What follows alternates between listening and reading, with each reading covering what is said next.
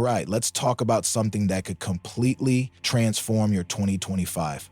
Not talking about some trendy productivity hack or a quick fix. This is deeper than that. It's a mindset shift.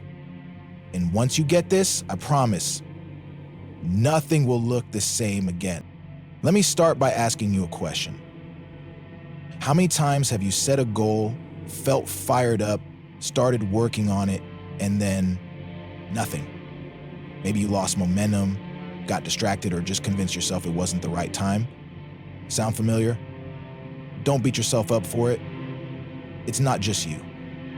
It's how most people operate, and the reason why has everything to do with your mindset. You see, most people live their lives reacting.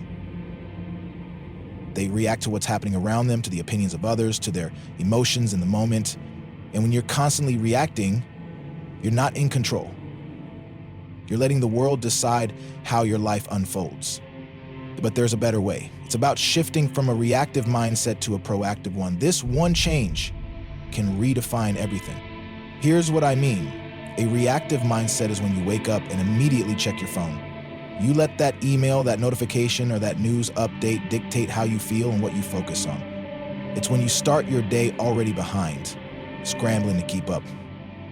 On the other hand, a proactive mindset means you decide how your day begins. You choose what deserves your energy and attention. It's about taking ownership of your time, your actions, and ultimately, your life. Now, I know this sounds simple, but it's not easy. It requires discipline. It requires awareness, and it requires you to break free from habits that have probably been with you for years. But here's the good news. Once you make this shift, the results are undeniable. You start to feel more in control. You stop wasting time on things that don't matter. And most importantly, you start moving closer to the life you actually want. So how do you make this shift? It starts with clarity. You've got to get crystal clear about what matters to you. Not what society says should matter, not what your friends or family think, but what truly matters to you. What kind of life do you want to create? What are your priorities? What's your definition of success? Once you have that clarity, it's like having a compass. No matter what distractions or challenges come your way, you'll know where you're headed. Next comes commitment. And this is where most people struggle. It's easy to commit when things are going well, when you're motivated, when the path is clear. But what about when it's hard? When you're tired, when things aren't going your way, when doubt creeps in? That's when real commitment is tested. And let me tell you something. Commitment is not a feeling. It's a decision. A decision to show up, to put in the work, to stay the course no matter what. But there's another layer to this. And it's where the magic happens, is shifting your mindset from I have to I get to. Think about it. How often do you approach your goals with a sense of obligation? I have to work out, I have to eat healthy, I have to finish this project. It's exhausting, isn't it? But what if you flipped it? What if you started saying, I get to work out, I get to build something meaningful? That small shift changes everything. It turns a chore into a privilege. And when you approach your goals with gratitude instead of obligation, you're way more likely to stick with them. And now let's talk about another critical piece, your environment. If you want to succeed, you've got to set yourself up for success. That means creating an environment that supports your goals. Look around you. Are the people in your life lifting you up or dragging you down? Are your habits helping you or holding you back? Is your space organized or chaotic? These things matter more than you think. Because no matter how disciplined or motivated you are, if your environment is working against you, you're fighting an uphill battle. Here's an example. Let's say your goal is to eat healthier. If your kitchen is stocked with junk food, it's going to be a lot harder to stick to your plan. But if you fill your fridge with fresh, nutritious options, you're making it easier to make the right choice.